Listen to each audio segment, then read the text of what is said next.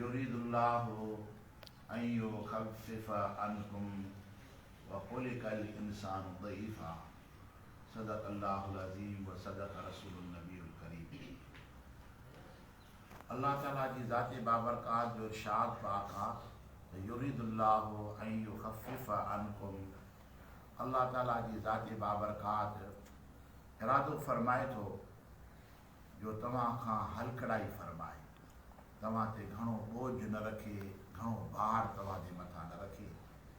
खुलिक़ल इंसानु दईफ़ा।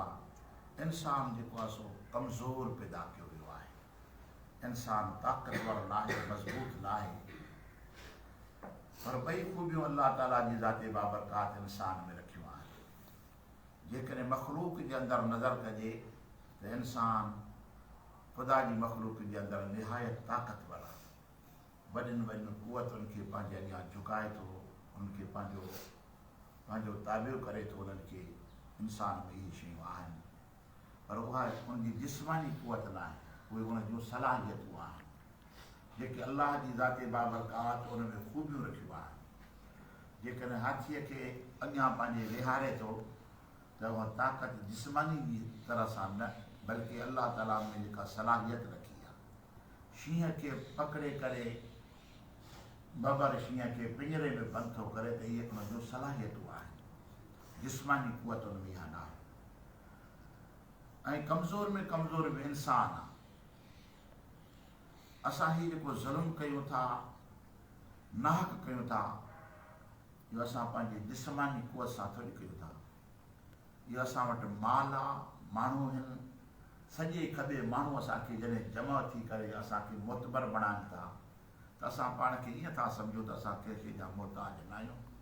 असां हिन मुल्क जा, हिन ॻोठ जा, हिन शहर जा मालिक आहियूं। अल्लाह ताला जी ज़ात बाबरकात इरशाद फरमायो त कॾहिं अकेलाई में वेही करे मुरादनि इंसान सोचे गौर करे त तूं आहीं छा। हीअ जो माण्हुनि खे ग़ुलाम बणाई थो, माण्हुनि जे मालनि जे मथां, माण्हुनि जे मिल्कियतुनि जे मथां, माण्हुनि जे जाननि जे मथां तूं क़ाबिज़ थियो वेठो आहे, त इहा आहे कहिड़ी शइ? इहा त तुंहिंजी ताक़त न आहे।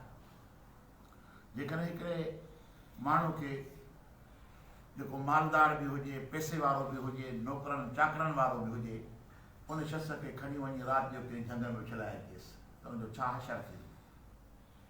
हिते त सभिनि जे मथां क़ाबिज़ आहे ऐं उनजो हशर कहिड़ो थींदो? उहो पाण सोचींदो त मां हाणे मां केॾो मजबूर आहियां। इन लिहाज़ सां ॾिसे त जेको हारी माण्हू आहे, मज़दूर माण्हू आहे, इन खां वधीक उहो ताक़तवर आहे। उहो 5 कलाक उस में बि गुज़ारे वेंदो, पर हे त 5 मिंट उस में बि बीह न सघंदो। यानी अल्लाह ताला जी ज़ात बाबरकात इरशाद थो फरमाए त खुलिक़ल इंसानु दईफ़ा। इंसान जेको ख़लक़ियो वियो आहे, कमज़ोर करे ख़लक़ियो वियो आहे। कॾहिं तूं पंहिंजी ज़ात में गौर फ़िक्र कंदो कर त तूं हेॾो ॾाढो त आहीं, पर गौर त तो में बि का सहप आहे या न? तूं बि कुझु बर्दाश्त करे सघंदे या न कंदे? तंहिं करे अल्लाह ताला जी ज़ात बाबरकात शुरूआत में इरशाद फरमाए त युरीदुल्लाहु अन युखफ्फिफ़ अन्कुम। अल्लाह ताला जी ज़ात बाबरकात इरशाद फरमाए थो, इरादो करे थो रबे करीम त तव्हांजे मथां हलकड़ाई करे वञे, छोजो तव्हां एॾा ताक़तवर न आहियो जो तव्हांजे मथां ख़ुदा बोझ रखे, भार रखे। यानी अल्लाह ताला जी ज़ात बाबरकात अहकामनि जे अंदरि, पंहिंजी हुकुमनि जे अंदरि ख़ुदा ताला जी ज़ात बाबरकात ॿारनि जे मथां एॾो भार कोन रखियो आहे जेको उहो खणी न सघे। यानी अल्लाह ताला हुनखे कमज़ोर ॾिठो तॾहिं हुनजे मथां एतिरो ई अहकाम जारी फरमाए। ॾिस, निमाज़ आहे, अल्लाह ताला निमाज़ 5 वक़्त फ़र्ज़ फरमाई आहे, 5 वक़्तनि ते। सुबुह जी निमाज़, वरी बेपारी जी निमाज़, वरी टेपारी, वरी मग़रिब, इशा, मुख़्तलिफ़ वक़्तनि ते अल्लाह ताला हर इंसान मोमिन ऐं मोमिनियाणी जे मथां फ़र्ज़ फरमाए। हुनमें अमीर जे मथां बि फ़र्ज़ आहे त ग़रीब जे मथां बि फ़र्ज़ आहे। त इहो अल्लाह जो जेको हुकुम आहे, इहो इंसान जे क़ुवत जे मुताबिक़ आहे त इहो 5 वक़्त निमाज़ पढ़ी सघे थो। अल्लाह ताला तंहिं करे उनजे मथां इहो हुकुम जारी फरमाए त इहो 5 वक़्त निमाज़ पढ़ी सघे थो। इन में ख़ुदा ताला इहा क़ुवत, इहा सलाहियत रखी आहे जो सुबुह जो निंड मां उथी बि सघे थो, वज़ू बि करे सघे थो, ऐं मस्जिद ॾे हली अची करे नमाज़ पढ़ी बि सघे थो। यानी अल्लाह ताला जी ज़ाते बाबरकात इरादो फरमाए त तव्हांजे मथां हलकड़ाई फरमाए। हाणे हलकड़ाई कहिड़ी फरमाई जो सुबुह जो उथी सीअ में वज़ू कर ऐं थधे पाणी सां पोइ तूं मस्जिद ॾे अचु, ॿिया हड़ सुता पिया हुजनि, तूं पंहिंजी निंड फिटाए। मुंहिंजा मौला पोइ इन में तो कहिड़ी हलकड़ाई कई? सुबुह जो को वज़ू करणु सवलो कमु आहे, निंड खे छॾणु को सवलो कमु आहे, हलकड़ाई कहिड़ी की?